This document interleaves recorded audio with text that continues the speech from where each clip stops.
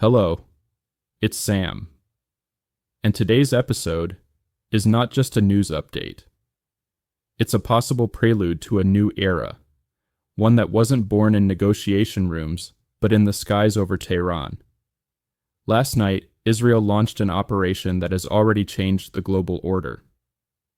This wasn't just a missile strike.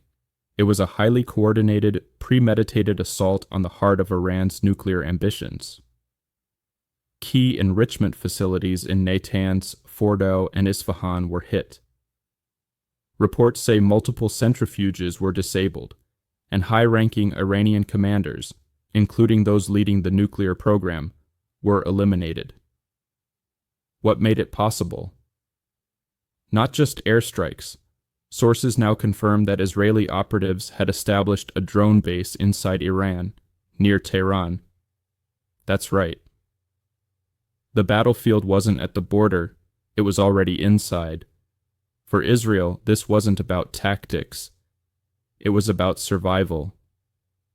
Tehran has long declared its goal, the destruction of Israel.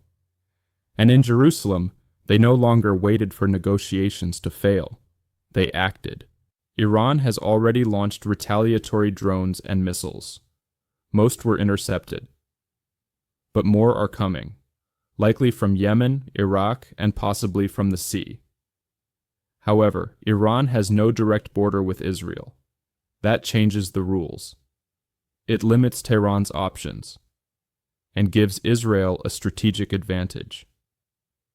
The United States has reaffirmed its commitment to Israel's defense. Because this isn't just about a single nation. It's about global stability. A nuclear Iran would reshape the world, and America knows it. Let's not forget what happened with North Korea. The world blinked. Pyongyang built its bomb. Israel will not make the same mistake. While the world watches the Middle East, Russia celebrates. Oil prices are rising, giving the Kremlin fresh funds for its war against Ukraine. When Iran fights Israel, Russia profits. But there's another side. Ukraine taught the world how to use drones. Israel is showing the world how to strike before it's too late. And both lessons will define 21st century security. Major wars don't start with declarations. They begin with patterns, small escalations, ignored warnings. Right now, we face the risk of Iran leaving the Non-Proliferation Treaty, a potential blockade of the Strait of Hormuz, possible deployment of ballistic missiles, and behind the scenes, Russia and China quietly aiding Tehran. Summary: Israel struck first to prevent annihilation. Iran responded, but remains limited. The Middle East may now enter a prolonged state of war. Ukraine and Israel are fighting parallel battles against authoritarian regimes. Democracies must hold the line, or fall together.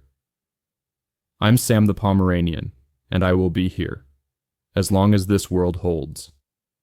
Like, comment, subscribe. Your voice matters. We live in a time where truth fights for every inch of space.